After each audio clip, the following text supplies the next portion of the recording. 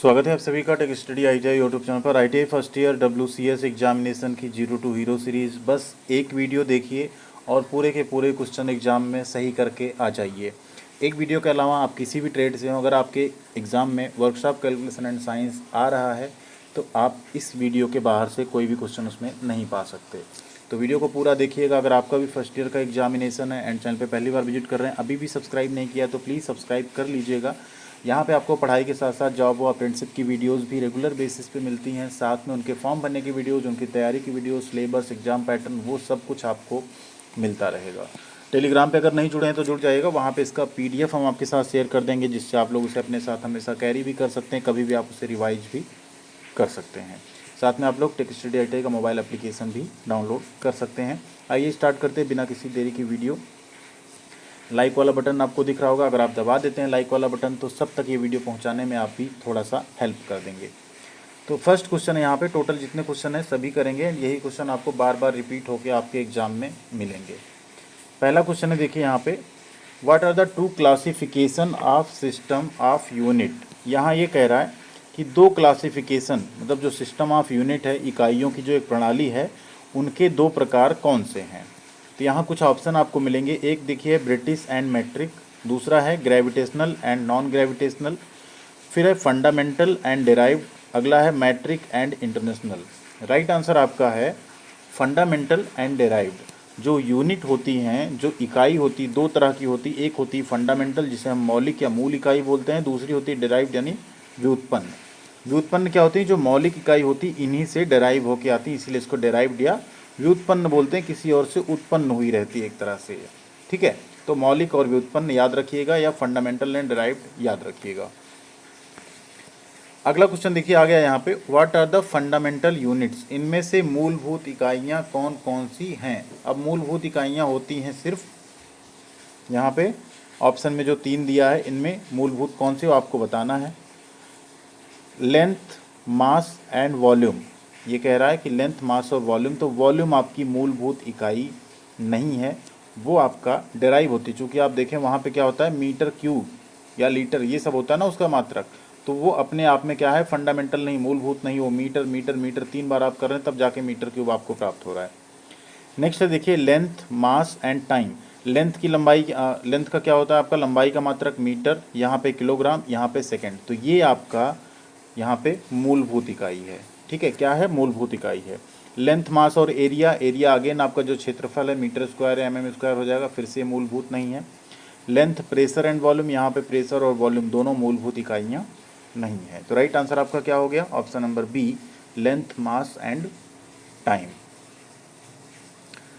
अगला क्वेश्चन है, what denotes letter M in MKS सिस्टम। MKS प्रणाली में M अक्षर क्या दर्शाता है, तो MKS प्रणाली को हम लोग क्या कहते हैं, मीटर। ठीक है, नेक्स्ट किलोग्राम, अगला second system, metre, kilogram, second system. तो M किसे दर्शाया, मीटर को, K किलोग्राम को, S सेकेंड को। तो यहाँ देखिए ऑप्शन मिल गया आपको, मीटर कौन सा ऑप्शन है, ऑप्शन नंबर बी। ठीक है, ये क्वेश्चन आपका हो जाएगा। अगला क्वेश्चन है, how many millimetres are there in 1 inch. काफ़ी इंपॉर्टेंट क्वेश्चन है एंड पूछा हमेशा जा रहा है लगभग।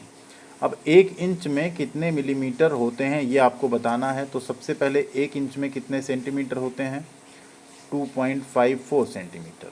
अब 1 सेंटीमीटर में कितने mm होते हैं, 10 mm। कर दीजिए मल्टीप्लाई, कितना आ गया, 25.4 mm।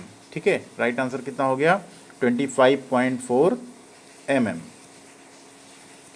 अगला क्वेश्चन है देखिए, what is the HCF of 18, 42 and 24।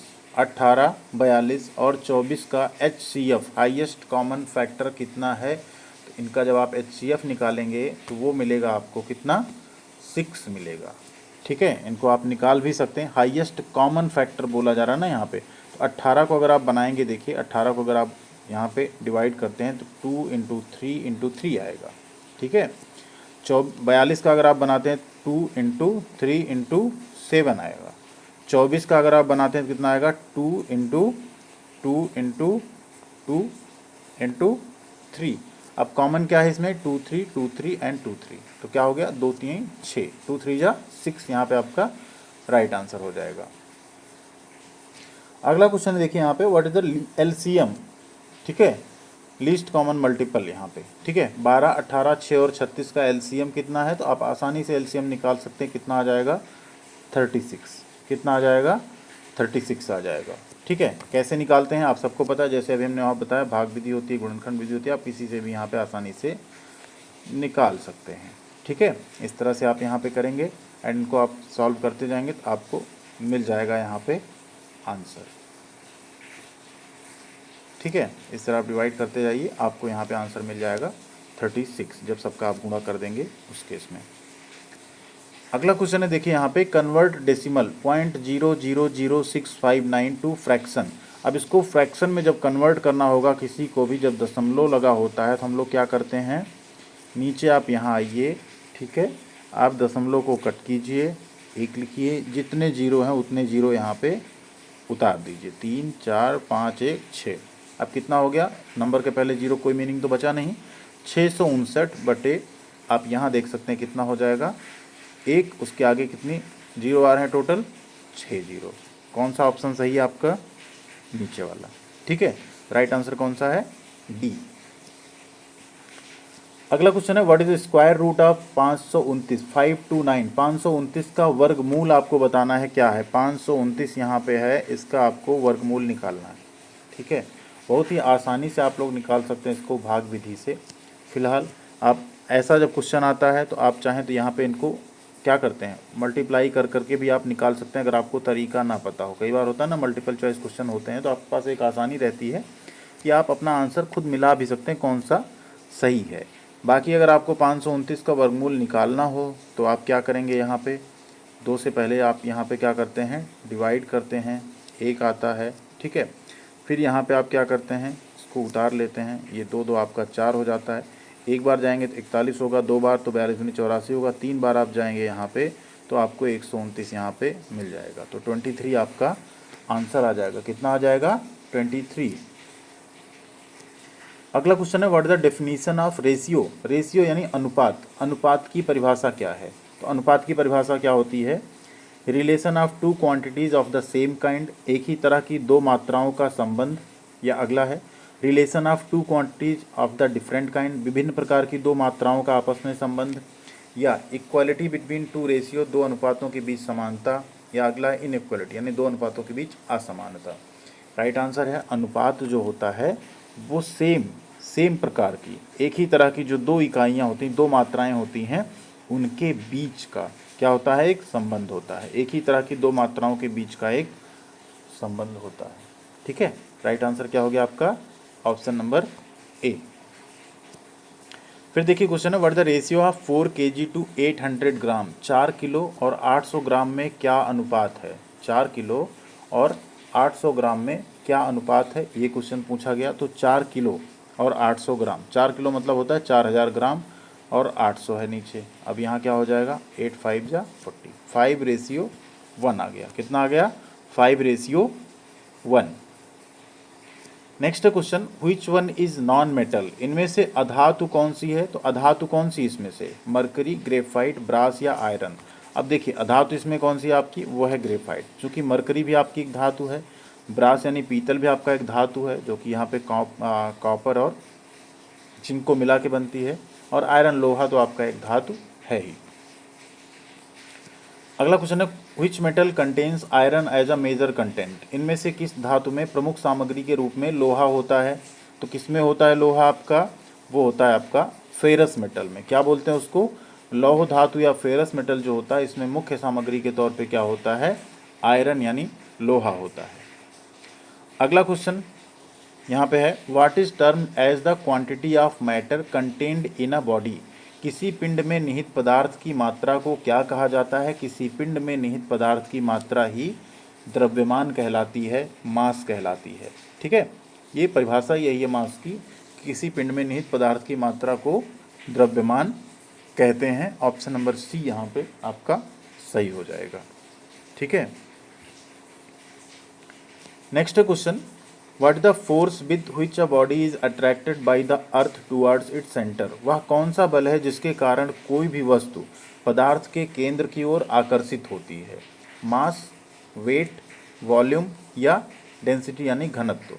Right answer आपका वेट यानी कि भार। ठीक है, ऑप्शन नंबर बी आपका यहाँ पे सही हो जाएगा। अगला क्वेश्चन है what the ratio of power output to power input. Power output, ठीक है, यानी आउटपुट अपान इनपुट क्या होता है। तो आउटपुट अपान इनपुट को ही हम क्या कहते हैं यहाँ पे, उसी को हम लोग कहते हैं इफिशियंसी यानी दक्षता। इसे कई बार मीटा से शो किया जाता है। इसमें होता है आपका आउटपुट अपान इनपुट। ठीक है, तो क्या हो जाता है आपका नीटा। ये जनरली जो है परसेंटेज में लिखा जाता है। ठीक है,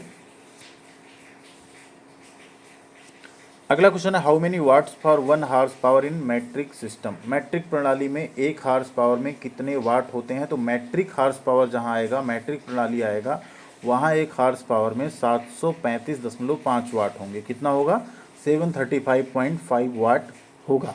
उसी जहां अगर ये ब्रिटिश आ जाएगा तो वहां पे आपका क्या हो जाएगा, ऑप्शन 746 वाट हो जाएगा।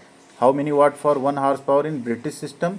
ब्रिटिश सिस्टम में 1 हार्स पावर में 746 यानी 746 वाट होंगे। Next question what the SI unit of heat. ऊष्मा की एसआई यूनिट क्या है। एसआई इकाई ऊष्मा की क्या होती है। तो ऊष्मा की एसआई यूनिट है आपकी जूल। क्या है, ऊष्मा एक तरह की ऊर्जा है, तो जो जूल ऊर्जा का मात्रक होता है वही जूल ऊष्मा का भी मात्रक यहाँ पे होगा एसआई यूनिट में। राइट आंसर क्या हो गया आपका, B, joule. Next question which instrument is used to measure heat. ऊष्मा को मापने के लिए किस उपकरण का उपयोग किया जाता है। तो ऊष्मा को मापने के लिए हम लोग यूज़ करते हैं कैलोरीमीटर का। किसका यूज़ करते हैं, कैलोरीमीटर का। थर्मामीटर से आप क्या नापते हैं, पायरोमीटर से क्या नापते हैं, इससे नापते हैं आप टेम्परेचर यानी तापमान। ठीक है, और बैरोमीटर से आप क्या नापते हैं, प्रेशर नापते हैं। क्या नापते हैं, प्रेशर यानी कि दाब मापते हैं। अगला क्वेश्चन है what the value of specific heat of water. पानी जो है उसकी विशिष्ट ऊष्मा कितनी होती है। मेजर क्वेश्चन एक ऐसा है जो हर बार पूछा जाता है, बहुत ही आसान। तो पानी की विशिष्ट ऊष्मा का मान होता है 1। क्या होता है, 1। अगला question what the boiling point of water in Fahrenheit scale. Scale Celsius scale होती है, फ़ारेनहाइट स्केल होती है, केल्विन स्केल होती है, र्यूमर स्केल होती है। सबके अपने अलग अलग पैमाने हैं। जैसे सेल्सियस स्केल की बात करें तो 0 डिग्री सेल्सियस से 100 डिग्री सेल्सियस होती है। लेकिन उसी में जो आपकी फ़ारेनहाइट स्केल होती है वो होती है 80 डिग्री सेल्सियस से 212 डिग्री सेल्सियस तक। ठीक है, तो यहाँ पे पानी का क्वथनांक जैसे 100 डिग्री सेल्सियस है, फ़ारेनहाइट में वो 212 डिग्री फ़ारेनहाइट हो जाता है। ठीक है, और फ्रीजिंग पॉइंट क्या हो जाता है, 80 डिग्री फ़ारेनहाइट, यहाँ पे 0 डिग्री सेल्सियस। तो राइट आंसर आपका क्या हो जाएगा, 212 डिग्री फ़ारेनहाइट। पानी का क्वथनांक कितना होगा फ़ारेनहाइट स्केल पे, 212 डिग्री फ़ारेनहाइट। क्वथनांक का मतलब होता है इस पर पानी उबलने लगे, बॉयल होने लगे। अगला क्वेश्चन है which is the unit of current. धारा का इकाई क्या है यहाँ पे। तो धारा की इकाई होती है आपकी एम्पियर। क्या होती है, एम्पियर। करंट जिसे हम लोग आई से लिखते हैं, इसकी इकाई क्या होती है, एम्पियर। ठीक, वोल्ट होती है वोल्टेज की इकाई, ओम होती है प्रतिरोध की, वाट होती है पावर यानी शक्ति की unit. Next question which is a very good conductor. कौन सा एक बहुत अच्छा कंडक्टर है, copper, cast iron, wrought iron या स्टील। इसमें सबसे अच्छा कंडक्टर कौन सा है, वो है आपका कॉपर यानी तांबा। इसीलिए इसके तार ज़्यादा खींचे जाते हैं। इसका तार खींचना आसान भी होता है और इसमें ट्रांसमिशन भी आपका हीट एंड इलेक्ट्रिसिटी दोनों का एक अच्छा चालक, एक अच्छा कंडक्टर है copper. Next question what the area of a square whose side is 18 centimetre. एक वर्ग जिसकी भुजा 18 सेंटीमीटर, उसका क्षेत्रफल क्या होगा। तो वर्ग का जो क्षेत्रफल होता है वो होता है आर्म यानी भुजा का स्क्वायर। अब भुजा कितनी है, 18, तो 18 का स्क्वायर आप करेंगे कितना आ जाएगा, आपको मिल जाएगा 324 सेंटीमीटर स्क्वायर। कितना मिल जाएगा, 324 सेंटीमीटर स्क्वायर।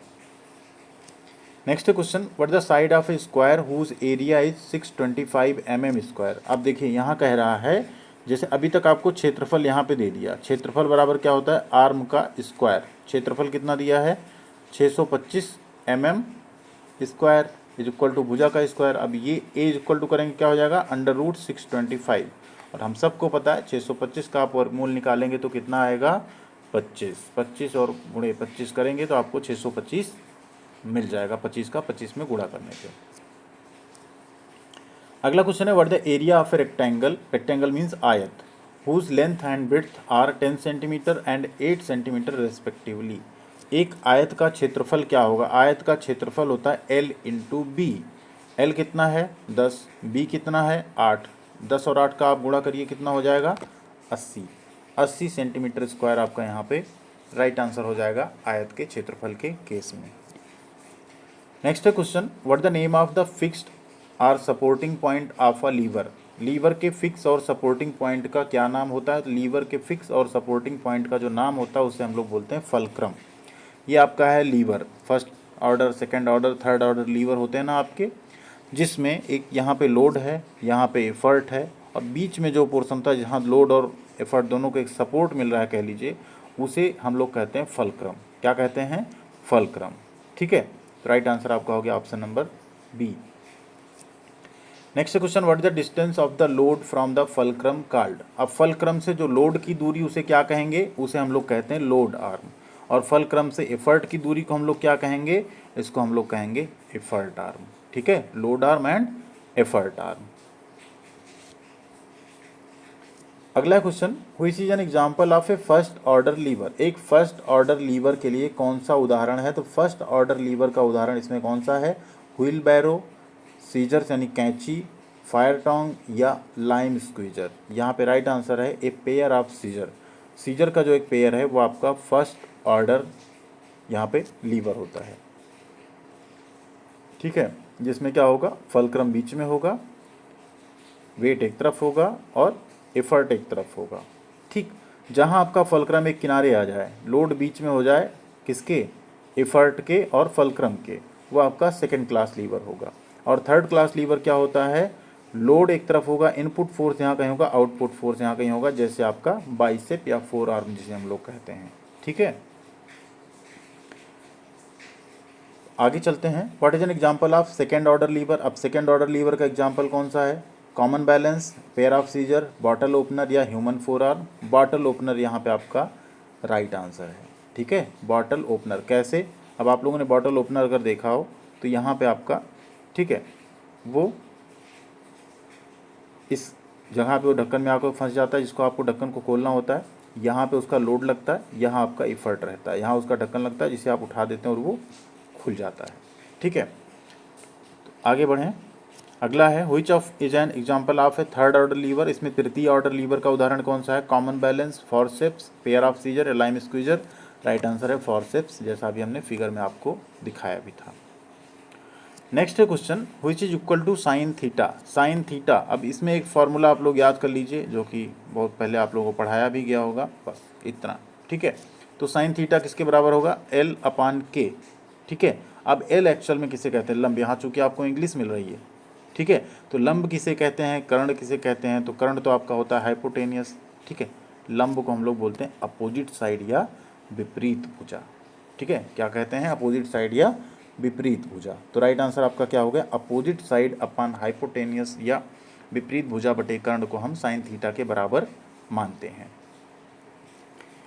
नेक्स्ट है question, what is the value of tan 45 if sin 45 is 1/√2। tan 45 का मान कितना होगा अगर sin 45 का मान 1/√2 है? तो tan बराबर क्या होता है? tan theta is equal to क्या होता है? sin theta upon cos theta. अब sin 45 की वैल्यू 1/√2, cos 45 की वैल्यू 1/√2। ठीक है, तो कितना आ गया? 1। तो tan 45 की वैल्यू क्या हो गई? 1। ठीक, नेक्स्ट है, what is known for the temperature at which any solid melts into liquid. उस तापमान को क्या कहा जाता है जिस पर कोई ठोस पिघलकर द्रव में बदल जाता है? Boiling point, melting point, latent heat of fusion, latent heat of vaporisation. Right answer है आपका मेल्टिंग पॉइंट। गलनांक कहते हैं उसे जिस पे कोई ठोस जो है पिघल के क्या बन जाता है? द्रव बन जाता है। अगला क्वेश्चन है, what the perimeter of a rectangle whose length and breadth are 20 centimetre and 18 centimetre. एक आयत का आपको परिमाप बताना है, तो क्षेत्रफल तो L इंटू बी हो जाता है।